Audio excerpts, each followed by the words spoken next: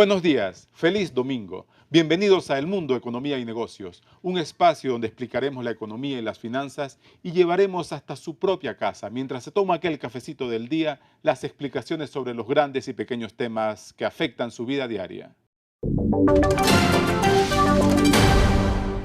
En Noticias de la Semana traemos detalles de los cambios a la Ley de Política Habitacional o Fondo de Ahorro Obligatorio de Vivienda. Entrevista exclusiva con Mario Isea, presidente del Banco Nacional de Vivienda y Hábitat.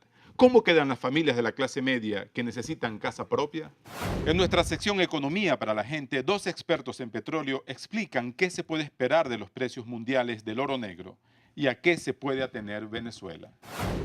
En nuestra sección Tips de Economía hablaremos del valor de las redes sociales como Twitter y Facebook para hacer buenos negocios. Los emprendedores, la gente que apuesta firme y duro y que se entrena para tener un futuro mejor trabajando por cuenta propia. El tema de las viviendas y los anuncios oficiales de construcciones masivas de nuevas unidades durante los próximos años acapara la atención del país.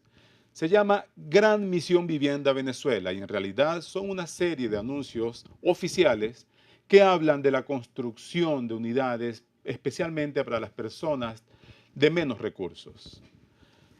Pero hay otros aspectos allí importantes. Este plan necesita fondos, necesita mucho dinero para ser realidad. Una de las fuentes de financiamiento va a ser la conocida hasta ahora como Ley de Política Habitacional.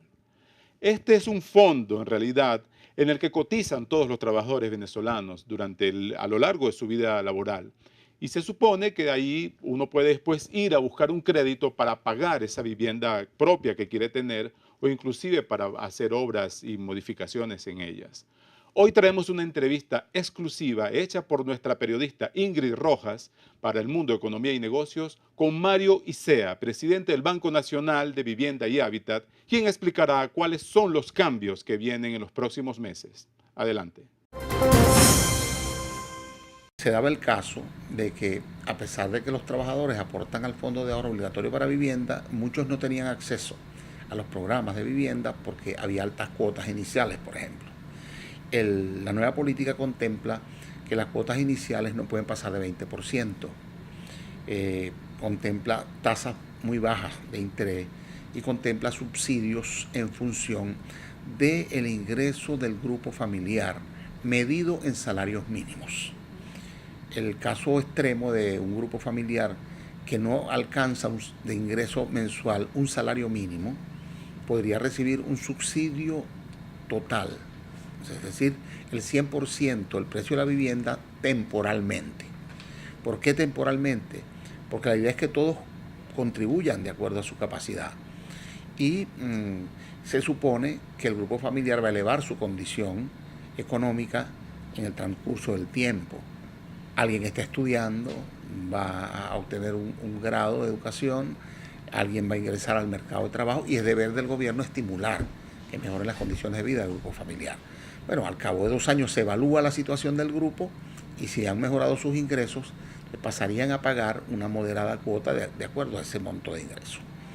Pero en general, luego hay subsidios que van del 80% hacia abajo en la medida en que van aumentando los ingresos del grupo familiar, medido hasta 5 salarios mínimos, ¿okay? Que es el subsidio mínimo que se da.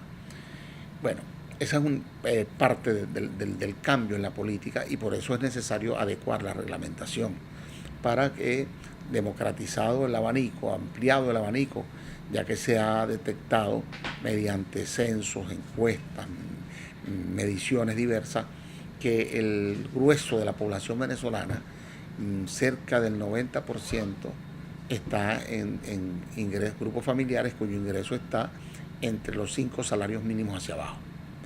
Entonces, esto nos permite que con la Gran Misión Vivienda Venezuela se abarque a la mayoría de los grupos familiares del país. ¿Cuánto del FAO se está destinando a la Misión Vivienda?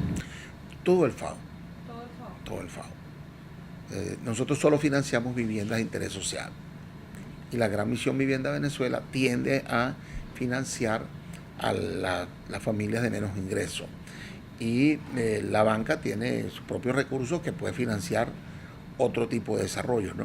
Pero con la cartera obligatoria, con los puntos del encaje con el Fondo de Ahorro para Vivienda, los recursos que se destinan por la vía del Ministerio de las Comunas a los consejos comunales que están construyendo vivienda, se financia sobre todo a los grupos familiares de menores ingresos. La gente que queda por encima de 5 salarios mínimos.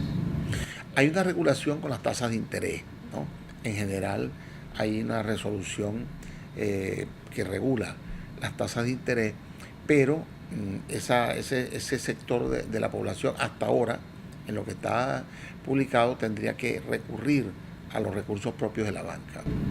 Hasta ahora, pero está previsto incorporarlo también. Bueno, hay materias en discusión para estudiar si se amplían coberturas, pero lo que está previsto, como venía sucediendo con el financiamiento de viviendas de interés social, tiene un techo, ¿no? Y el techo hasta ahora son 5 salarios mínimos. ¿Cuántas empresas están registradas en el FAO? En este momento nosotros tenemos 4.200.000 trabajadores que están registrados en aproximadamente 190.000 empresas, y hay un número similar de ahorristas voluntarios. Porque los trabajadores que no están en nómina se pueden registrar o incorporar como aportantes al Fondo de Ahorro Obligatorio para Vivienda de la manera siguiente. Pueden consultar la página web del Banavi, www.banavi, Banavi se escribe va de banco, na de nacional, vi de vivienda, h de hábitat, Banavi, termina en h, .gov, gov de gobierno, .be de Venezuela. Y luego pueden en una entidad financiera hacer un aporte equivalente al 3% de sus ingresos mensuales. De modo que se pueden convertir en aportantes al FAO. Esto es importante porque para acceder más adelante a los programas que tienen que ver con los recursos FAO y algunos programas de la Gran Misión Vivienda Venezuela, se va a exigir como requisito que sean aportantes al Fondo de Ahorro para Vivienda.